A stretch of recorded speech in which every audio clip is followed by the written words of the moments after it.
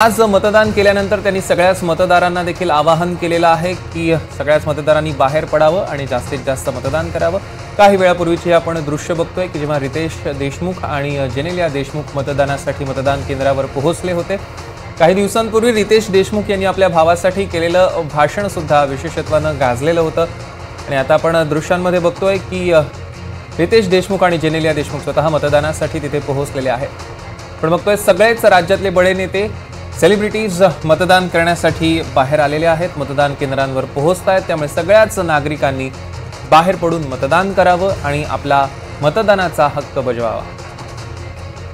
उमेदवारांचं भवितव्य आजच मतदान पेटीत कैद होतंय। आपण बघतोय की वेळ आता उलटत चाललेला आहे, तासांमागून तास उलटत चाललेले आहेत। 7 वाजल्यापासून ठीक हे मतदान सुरू झालं।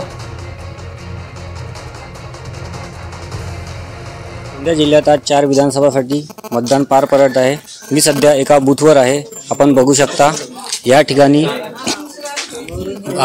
आपल्या मतदानाचा हक्क बजावण्याकरता मतदाता आलेला आहे।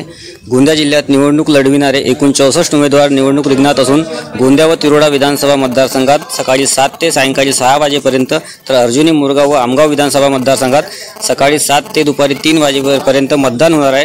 तर सकाळपासूनच मतदार केंद्रावर नागरिकांची गर्दी जमलेली आहे। राष्ट्रवादीचे नेते खासदार प्रफुल्ल पटेल हे देखील गोंदिया येथे आज सहकुटुंब दुपारच्या सुमारास मतदान करणार आहेत। दीपेश टेंबरे, NDTV मराठी, गोंदिया।